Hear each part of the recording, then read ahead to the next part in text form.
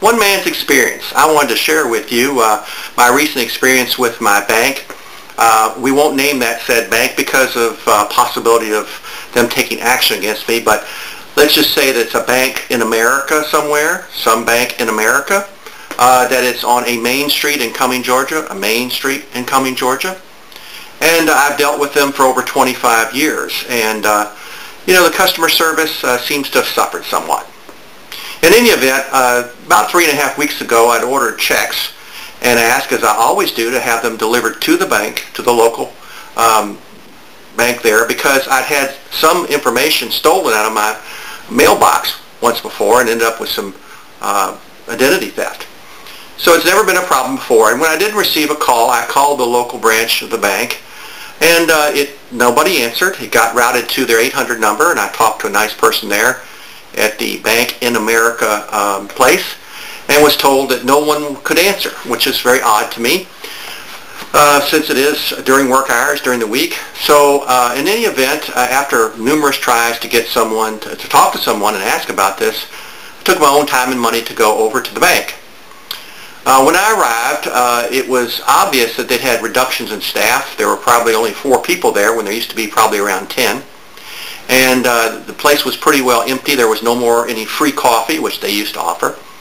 But I was greeted by a very eager gentleman. Let's call him Bob. That's not his real name. And Bob greeted me at the door in his suit and tie. Nice, young, fresh fellow. Looked like he was right out of school. Obviously a lot lower salary than the people that they got rid of to get Bob. And he said, "Oh, how can I help you?" So I told him I was there to pick up my checks I'd ordered. He looked bedazzled and befuddled for a couple of seconds, then recovered and said, "Well, let me look for them." So he looked around in a couple of different drawers here and there, couldn't find them, and said, "Well, wait just a minute. I think I know where they are." So I stood there and waited just a minute. Matter of fact, I waited about 10 minutes. And then Bob came out and says, "Oh, they weren't there. Let me check another place." So he said, "Another minute." So I stood there. Got a nice chance to look at the bank. Came back and says, "Oh, we've got them. Here they are. Follow me to the privacy room for the safe deposit boxes." So he had the checks. He had his little book. And we went into the room, and he said, "You'll need to show me your license." And I said, "Well, what's going on, Bob?" And he said, "Well, we don't do this anymore, having checks sent to the bank." He says, "It's a huge liability for us, security liability." So being curious fellow that I am, I said, "Why is that?" He said, "Well, people order them and they don't pick them up." I said, "Well, can you explain why I didn't receive a call that my checks were ready?" And Bob said, "Oh, I'm new." And I said, "Is that your explanation? You're new? There's nobody else at the bank that could have called me?" Which Bob at this point started to perspire slightly. It wasn't really warm in the room, but I don't know maybe he's nervous.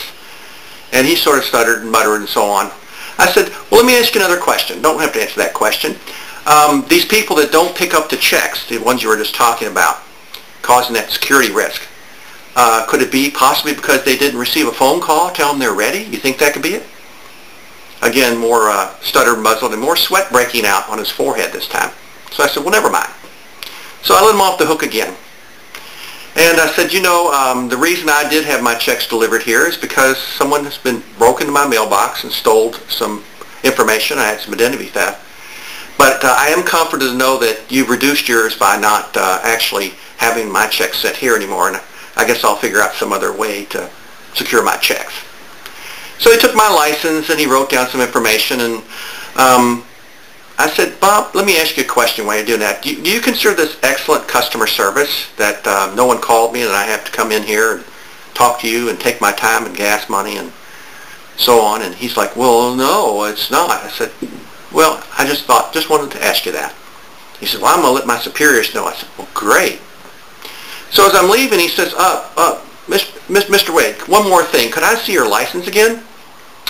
And I said, "What for?" He said, "Well, I just want to cross the T's and dot the I's." And I said, "On my license? I believe they're already crossed and dotted." He said, "No, I just need to look at some information." So anyway, he took it out and he looked at it. I said, "I'm curious, what are you looking for on that?" He said, "Well, your birth date." I said, "Well, I'm really curious now. Why do you need to know my birth date?" He said, oh, I just need to know it. And I said, is that something you write down on your form or what? He said, well, no. I said, don't worry, Bob. I don't need to know. And I left. So that's one man's experience with a bank in America. I just wanted to share that with you on great customer service.